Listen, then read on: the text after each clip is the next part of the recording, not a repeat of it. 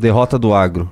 Mulher trans é eleita rainha de rodeio no interior de São Paulo. A Alessandra Presa foi listada entre 16 mulheres no concurso. Ela é a única mulher trans na disputa. Vamos ver. Como é que o agro foi terminar nisso? Foi eleita rainha do rodeio de Boa Esperança do Sul, cidade de 15 mil habitantes. Nossa, ainda é cidade bem pequena, né? 33% dos votos. Mas foi voto popular mesmo? Não, deve ter sido a internet, de gente de outros lugares. Lógico, fez uma campanha, jogou em grupos de WhatsApp. Entendi. Ó. Os candidatos foram avaliados. Votação, o quê? Ó, na internet. Os caras vão arrumar pra cabeça. A galera do rodeio vai ser... Que estamos rompendo um pouco esse preconceito. Pelo amor de Deus, né, galera? A gente já entendeu o que aconteceu. É, exato. Abriram pra internet. Ela era queria lacrar, fizeram a campanha de lacração. O pessoal que vota no Big Brother votou em peso. É, cara. É isso. Bom, tem uma perspectiva positiva com esse negócio todo. Em algum momento as meninas vão começar a ser mais conservadoras, viu? Porque assim, vocês estão perdendo espaço. As mulheres estão perdendo todo o espaço. Vai continuar sendo progressista? Vai aí, vai votando no Lula. Progressista, porque o macho, o hétero escroto o hétero escroto. Mas tem um trans que tá te pegando nos esportes, que tá te pegando no concurso, que tá te pegando em tudo que é lugar, cara. Eu vi o Paulo Cruz, pois isso é um assunto legal, falando da traição aos negros que a esquerda cometeu, né? Que a esquerda usou os negros, agora ela começa a colocar eles como, vamos dizer, uma minoria descartável, dependendo do caso. É que eu acho que ainda não está nesse status, mas é uma minoria não tão importante hoje quanto o trans. Uhum. E, de certa forma, as mulheres mais do que os negros, especialmente a mulher branca, essa foi usada e largada já na sarjeta da cultura woke, né, cara? Porque ela entra no choque direto com o trans. Sim. Direto com o trans. E ela, assim, eles já fazem piadas com elas, ela entra no choque. Ela já é quase um homem, a mulher branca. A mulher branca já tá num status bem... O que tem acontecido com uma escritora de Harry Potter? Nossa!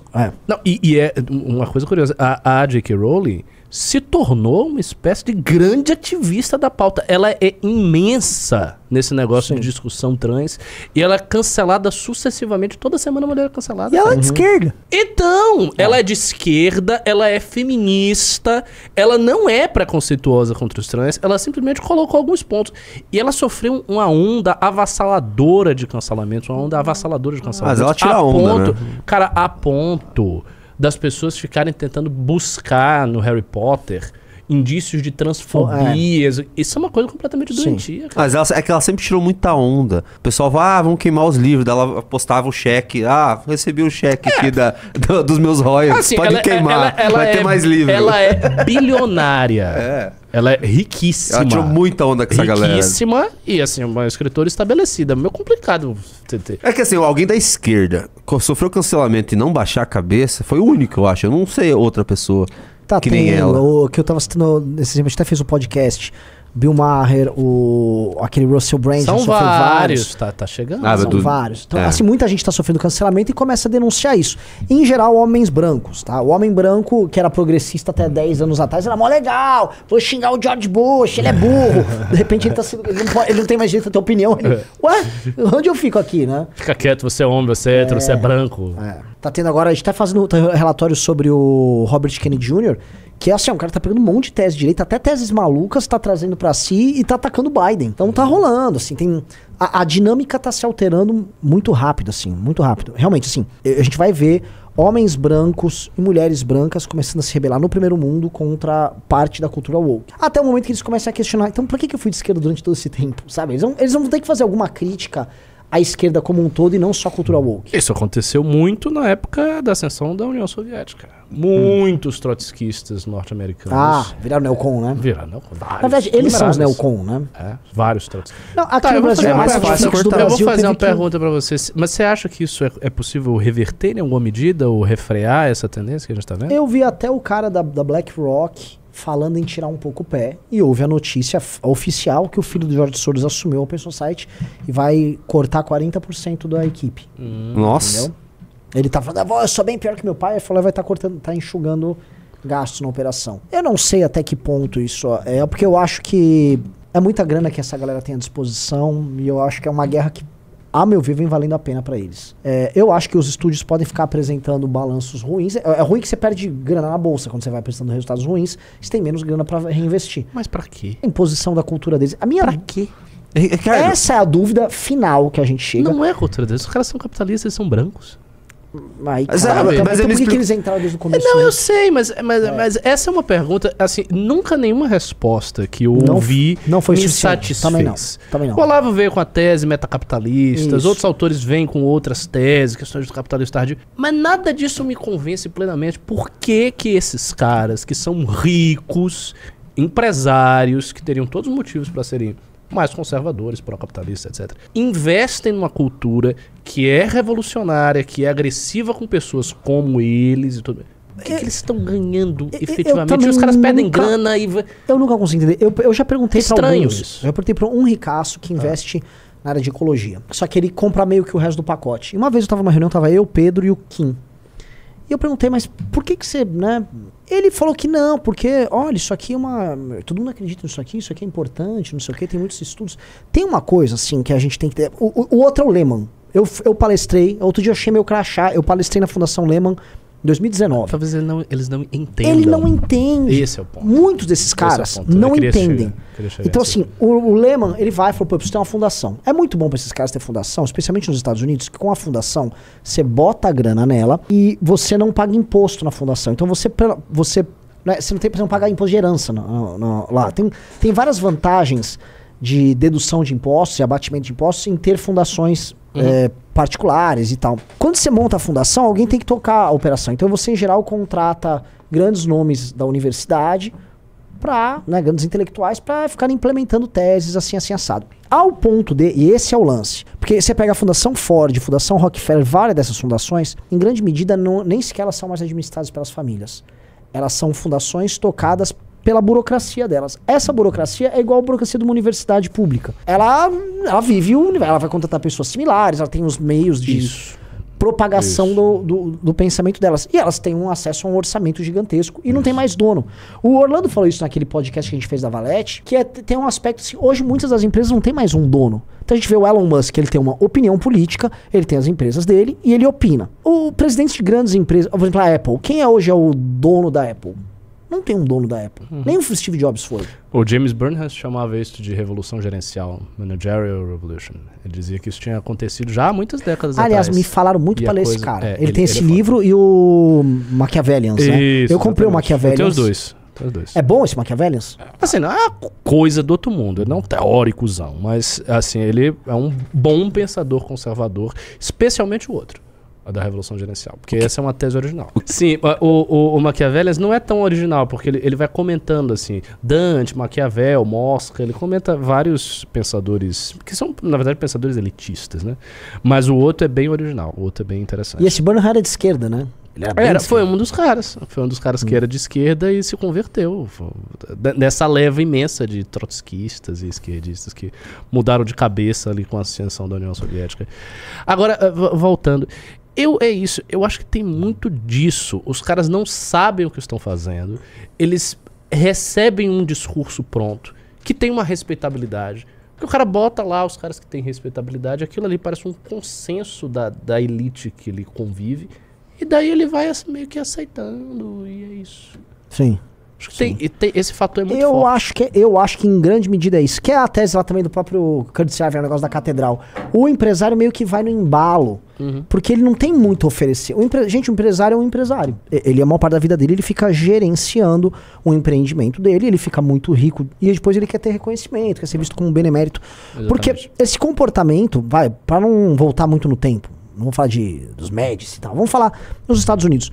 Cara, quando você vai em Nova York, cara, você tá em Nova York, quase tudo em Nova York que é bonito foi feito pelos empresários. E é uma coisa sensacional. Existe uma cultura cívica lá, e de doação, e de participação, cultura comunitária que é fora de série. Isso existia antes de existir a agenda woke. Ou seja, os caras, eles tinham essa cultura de deixar um legado e participar dela. Eu criei a ópera da cidade, criei a biblioteca da cidade. Aí os caras viviam, faziam as festas para ter os mantenedores. As universidades, em grande medida, são bancadas com o dinheiro dos ex-alunos. O primeiro cara que faz uma revolução nisso aí, nessa questão de fundação, é o Rockefeller, que ele cria a Fundação Rockefeller e ele começa a botar ela atuando em várias coisas. Existem teorias conspiratórias sobre ele, existem alguns fatos que você fica, pô, isso aqui é estranho e tal, mas o lance acho que ele criou um padrão de ter as fundações, e essas fundações respondem a também problemas tributários nos Estados Unidos, que faz o que muitos ricaços, eles deixam dinheiro na fundação, esse dinheiro fica aumentando, ele fica dando filho, e aí é uma fortuna paralela que fica, vamos dizer, rodando por si só, administrada por uma banca de gerentes ali, e eles ficam trabalhando, e de repente isso vira uma organização impessoal ideológica. O Lehman, para te dar o exemplo, que é eu posso dar um exemplo brasileiro. No evento que ele tava, era só gente de esquerda. Ele tava financiando, a coisa mais à direita que ele financiava era o Livres. Se eu não me engano, em 2019 ele tinha separado R$1 milhão pro Livres, acho, tá? Mas eu sei que ele dava dinheiro pro Livres. E obviamente eu fui lá porque eles queriam ouvir, o MBL tava sendo oposição ao Bolsonaro, eles queriam colocar a gente em comparação com outras iniciativas que eles estavam bancando. Aí tava, tudo porcaria, nenhuma deu certo. Mas eu lembro que eu vi as pessoas que estavam lá, eram uns parasitas tentando puxar e sugar a grana dele. E estavam sugando. Ele ficava vendo as palestras, ele não entendia nada do que era dito. Só que é aquela coisa, ele era um cara rico, sobrenome Lehman, aí aparecia uma moça de Black Power, negra, graças à Fundação Lehman estou estudando, e agora eu vou poder construir um mundo melhor. Aí o cara, nossa, o meu nome, sabe, tipo, você tá pegando bem, hein, que legal, estou fazendo um trabalho social. Ele é tão distante da realidade, que ele nem sabe quem é aquela moça, que é a lacradora do não sei o quê. Mas ele tá bancando, ele achava, ok, ele não tinha a menor ideia do impacto nos negócios dele disso. E aí ele dá a grana. Por exemplo, a Fundação Lehman, na parte da educação, contratou o Denis Misny, que eu conheço, foi meu veterano na Sanfran. O Denis Misny, ele foi o fundador do Sou da Paz. E aí agora ele era um dos chefões da Fundação Lehman. Ele é um especialista em terceiro setor. Administrou o Sou da Paz, o Sou da Paz deu certo quando ele era moleque ainda, tinha 20 e poucos anos. Foi um MBL na época, esse que tocaram a campanha do desarmamento. E ele tava lá na Fundação Lehman, ou seja, é um cara que circula nesse meio, foi chamado pra estar ali, aí ele chama outros, vai compondo, monta um time, eles elegem uma tábua aqui e ali. Ele recebe algum feedback da galera, está funcionando, está dando certo, isso e aquilo. E ele não percebe pra onde isso tá indo com essas cores ideológicas, porque esse tipo de discussão que a gente tem, eles não têm. Até porque eu acho que muitos acham que é besteira, né? Sim. Bobagem. Sim, sim. E muitos, eu acho que eles sequer iniciam uma discussão a respeito, e aí entra o papel do jornalismo e da academia. A partir do momento que um cara monta uma fundação dessas, e essa fundação faz um trabalho à esquerda com acadêmicos, a respeitabilidade tá toda dada para ele. E a imprensa vai validar. Então, imprensa mainstream, academia mainstream é o correto, né? Você vai ficar ouvindo essas pessoas que fazem vídeo de YouTube, essa gente grosseira, rude aí, que fica falando teorias conspiratórias e que parece com o Bolsonaro, esse cara, capitão do exército, grosseiro e tal. E aí eles... Aí, naturalmente, se for entender que o dinheiro vem desses caras, por que eu acho que a coisa sempre termina culminando num progressismo e liberal em termos econômicos? Se você tem uma interseção de interesses econômicos, porque todos eles têm interesses econômicos. E aí, só um comentário. Os interesses econômicos, eles não mexem a fundo. Não, pelo contrário. Mantém. Até porque a imprensa mainstream do Brasil, vamos lembrar, ela não é socialista. É a Folha de São Paulo, Estado de São Paulo. Eles defendem. Você vê essas reformas e tal, eles estão defendendo o mercado. Sim. A reforma tributária foi isso. Todos eles... Exatamente. Então, a posição natural é a posição, aqui no Brasil, se tornarem uns Hadads.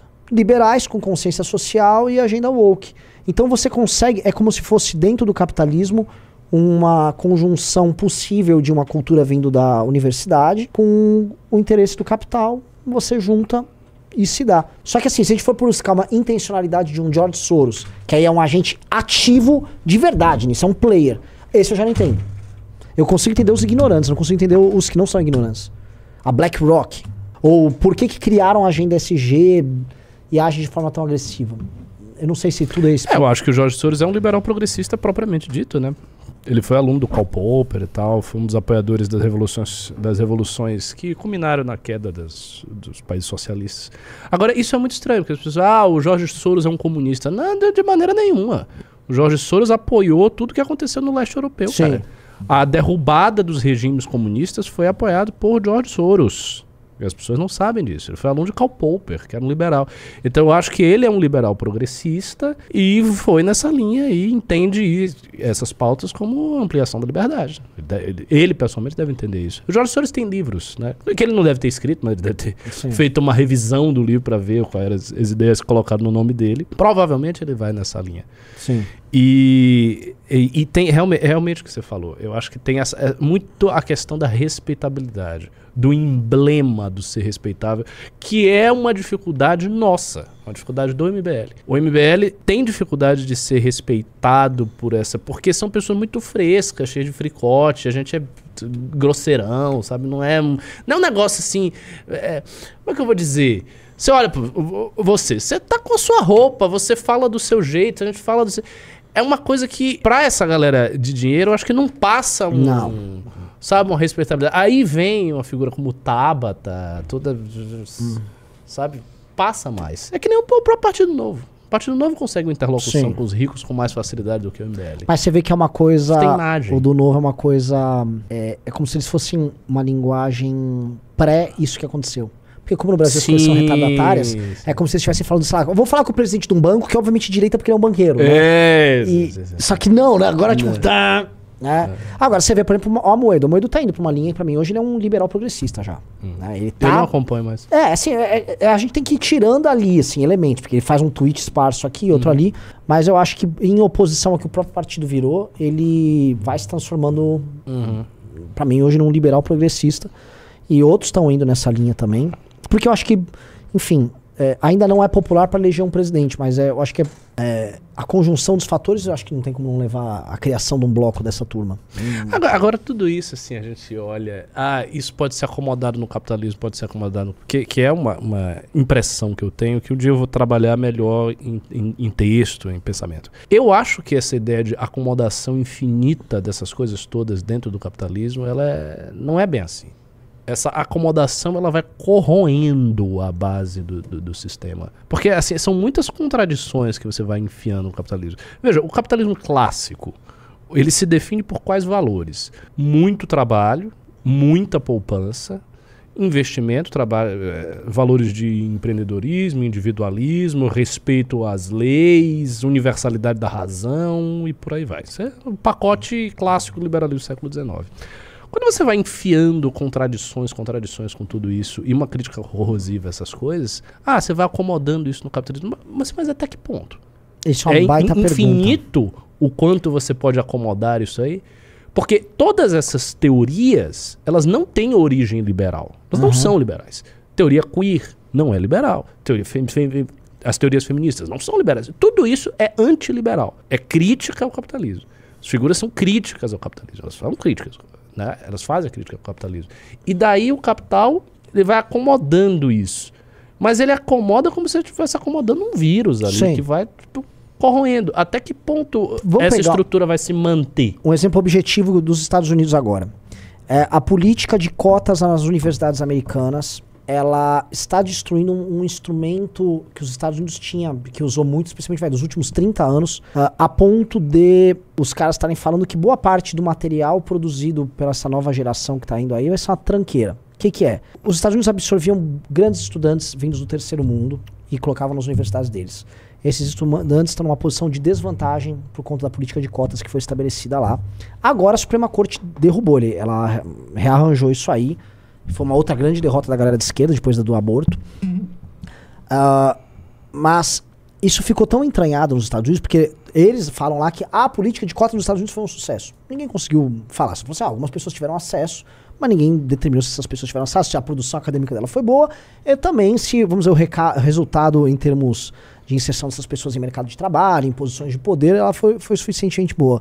O problema é que você pegou isso, não só colocou nas universidades, mas você mudou em muitas escolas o critério para avaliação dos alunos para poder entrar numa faculdade, porque lá não é vestibular, lá é outro modelo. Isso foi tão alterado, assim, o modelo educacional americano, que ele se alimentava dessa base de pessoas importadas, imigrantes que iam lá e aproveitavam essas oportunidades e cresciam e ocupavam grandes espaços, tipo indiano e tal.